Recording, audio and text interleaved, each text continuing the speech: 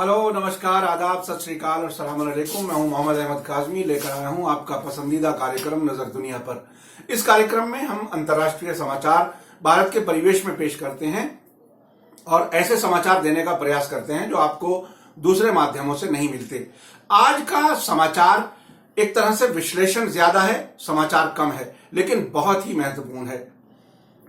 पाकिस्तान की हिरासत से विंग कमांडर अभिनंदन वर्धमान की वापसी के बाद दोनों देशों के बीच हालात कंट्रोल में होने के बावजूद अब भी दोनों देश अंतर्राष्ट्रीय स्तर पर राजनयिक जंग यानी डिप्लोमेटिक वॉर जीतने का प्रयास जारी रखे हुए हैं। सवाल ये उठता है कि क्या भारत की पाकिस्तान से रिश्तों और कश्मीर जैसी महत्वपूर्ण समस्या पर पॉलिसी में कोई तब्दीली है? कहीं ऐसा तो नहीं कि चुनाव जीतने के चक्कर में हमारी सरकार अंतर्राष्ट्रीय मध्यस्थता को स्वीकार कर रही हो? अब तक मिले संकेतों से ऐसा ही आभास होता है। भारत के आधिकारिक सूत्रों ने पीटीआई न्यूज एजेंसी को मंगलवार को बताया है कि भारत ने 27 फरवरी को 4 भारतीय सैन्य प्रतिष्ठानों को निशाना बनाते हुए असफल हवाई हमले के दौरान पाकिस्तान के जरिए F-16 लड़ाकू विमानों और आमराम एयर टू एयर मिसाइल के इस्तेमाल के बारे में अमेरिका को सबूत दिए हैं। भारत को विश्वास है कि वॉशिंगटन F-16 से भारत के खिलाफ हमले में मिसाइल इस्तेमाल करने की गहन जांच कर रहा है। अमेरिका ने पाकिस्तान को F-16 लड़ाकू विमान बेचते वक्त उससे भारत के खिलाफ इस्तेमाल करने पर पाबंदी लगाई थी। इनका इस्तेमाल सिर्फ आत्मरक्षा यानी सेल्फ डिफेंस और आतंक विरोधी हमलों में ही किया जा सकता है। 28 फरवरी को भारतीय वायुसेना ने आमराम मिसाइल के कुछ हिस्सों को निर्णायक रूप से सबूत के रूप में मीडिया के सामने पेश किया था। भारत का कहना है कि यह साबित करता है कि पाकिस्तान ने कश्मीर में भारतीय सैनिक ठिकानों को निशाना बनाते हुए हवाई हमले के दौरान अमेरिका में बने F-16 लड़ाकू विमान को तैनात किया था। भारत का दावा है कि पाकिस्तान के पास कोई अन्य लड़ाकू विमान ऐसा नहीं है जो आमराम मिसाइल दागने की क्षमता रखता हो। पाकिस्तान ने कहा है कि भारत के खिलाफ हवाई लड़ाई में कोई भी F-16 लड़ाकू विमान का इस्तेमाल नहीं किया गया था। इसी बीच एक और खबर यह है कि भारत ने पाकिस्तानी जल सीमा के पास अपनी पनडुब्बी भेजे जाने की खबरों का खंडन किया है। भारत का कहना है कि पाकिस्तान का इस सिलसिले में किया गया दावा गलत है। नई दिल्ली में आधिकारिक सूत्रों का कहना है कि पाकिस्तान आतंक के खिलाफ भारत की कार्रवाई से ध्यान हटाने की कोशिश कर रहा है। भारत के अनुसार पाकिस्तान ऐसा इसलिए कर रहा है ताकि उससे मीडिया ये सवाल ना पूछे कि बालाकोट हमले के समय उसकी सेना कहां थी। बाद में मंगलवार को ही भारतीय नौसेना ने एक बयान जारी करके पाकिस्तान पर गलत सूचना फैलाने का आरोप लगाया है। बयान में कहा गया है कि हमारी तैनाती पहले जैसी है। अब से पहले 4 मई को द हिंदू अखबार ने बीजिंग से रिपोर्ट में कहा था कि चीन ने एक बार फिर दोहराया है कि वे भारत और पाकिस्तान के बीच तनाव कम करने के लिए अपनी तरह से रचनात्मक भूमिका निभाएगा। चीनी विदेश मंत्रालय ने और रूसी विदेश मंत्री सरगेई लावरोव की नई दिल्ली और इस्लामाबाद के बीच चल रहे सैन्य तनाव को रोकने के लिए शंघाई सहयोग संगठन SCO के आतंकवाद विरोधी तंत्र का उपयोग करने के प्रस्ताव का समर्थन किया।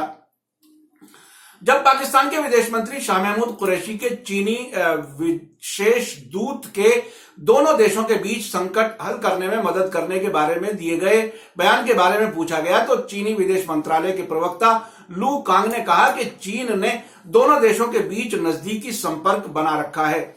लू ने आगे कहा कि मैंने यहां तक कहा है कि जल्द ही भारत और पाकिस्तान के बीच तनाव को कम करने के लिए चीन ने भारत और पाकिस्तान दोनों के साथ नजदीकी संपर्क बना रखा है और बातचीत को बढ़ावा देने का काम कर रहा है। क्या कोई चीनी विशेष दूत भारत और पाकिस्तान के दौरे पर गया था? इस सवाल पर चीनी अधिकारी ने कहा कि जब तक दोनों पक्षों की स्थिति में ढील और इस क्षेत्र में शांति और स्थिरता के लिए स्थिति अनुकूल होती है तब तक चीन अपने तरीके से रचनात्मक भूमिका निभाता रहेगा। इसी बीच पाकिस्तान के एक बड़े अखबार डॉन ने मंगलवार को एक रिपोर्ट दी है जिसमें दावा किया गया है कि भारत ने पिछले हफ्ते पाकिस्तान के साथ गतिरोध के चरम पर होने के समय इजराइल की मदद से राजस्थान एयरबेस से एक खतरनाक हमले की योजना बनाई थी।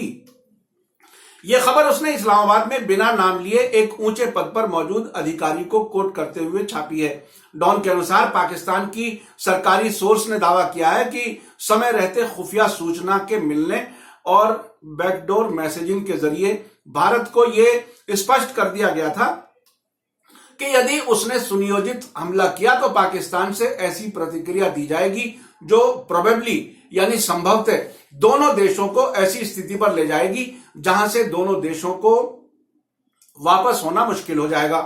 अखबार का कहना है कि ऐसे में जबकि दोनों परमाणु हथियार वाले पड़ोसी देश एक कठिन सप्ताह की युद्ध के निकट की स्थिति से वापसी पर हैं, भविष्य में क्या हो सकता है कुछ नहीं कहा जा सकता। अखबार आगे लिखता है कि इस्लामाबाद में एक वरिष्ठ अधिकारी का समझना है कि भारत की ओर से अगला हमला जमीन, हवा या मिसाइलों के जरिए से नहीं होगा, बल्कि भारत उग्रवादी हमलों या आर्थिक उपायों के जरिए पाकिस्तान से संघर्ष कर सकता है। अब से पहले भी पाकिस्तान भारत पर आरोप लगाता रहा है कि वहां उग्रवादी हमलों के पीछे उसका हाथ है, जिसे भारत इनकार करता रहा है।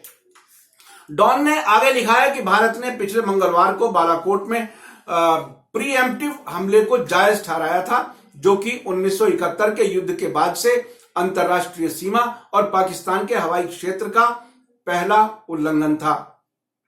डॉन ने आगे लिखा है कि इसके बाद पाकिस्तान ने 2 भारतीय विमानों को डॉग फाइट में मार गिराया, जिसमें एक भारतीय पायलट की मौत हो गई और एक अभिनंदन वर्धमान को पकड़ लिया गया, जिसके बाद में पाकिस्तान ने शांति के एक तरफा संकेत के रूप में उसे छोड़ दिया।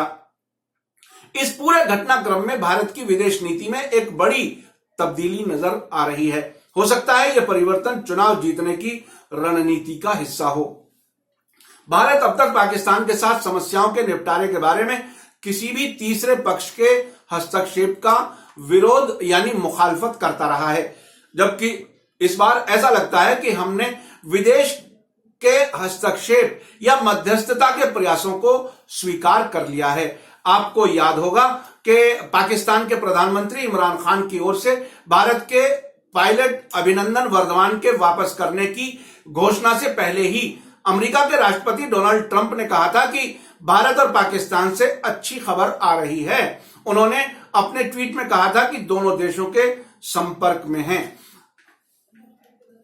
अमेरिका के अलावा रूस, चीन, सऊदी अरब, ईरान और तुर्की ने भी भारत और पाकिस्तान के बीच मध्यस्थ के रूप में सहायता करने की पेशकश की थी। इस पर कोई नकारात्मक प्रतिक्रिया न आने से लगता है कि बैकग्राउंड में स्थिति को सुधारने में विदेशी सरकारों ने भी अपना रोल अदा किया है।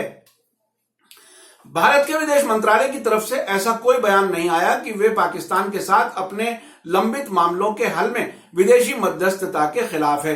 पर्यवेक्षकों का कहना है कि इससे पाकिस्तान के जरिए कश्मीर समस्या भी अंतर्राष्ट्रीय पटल पर रखने का रास्ता साफ हो जाएगा या हो गया है। हाल ही में अबू धाबी में ऑर्गेनाइजेशन ऑफ इस्लामिक कॉन्फ्रेंस के समिट पर हमारी विदेश मंत्री सुषमा स्वराज ने भाग लिया था। उसके बावजूद और पाकिस्तान ने इस मीटिंग से बहिष्कार किया था। इसके बावजूद जम्मू कश्मीर में कथित मानवाधिकार के हनन के खिलाफ वहां पर रेजोल्यूशन पास किया गया।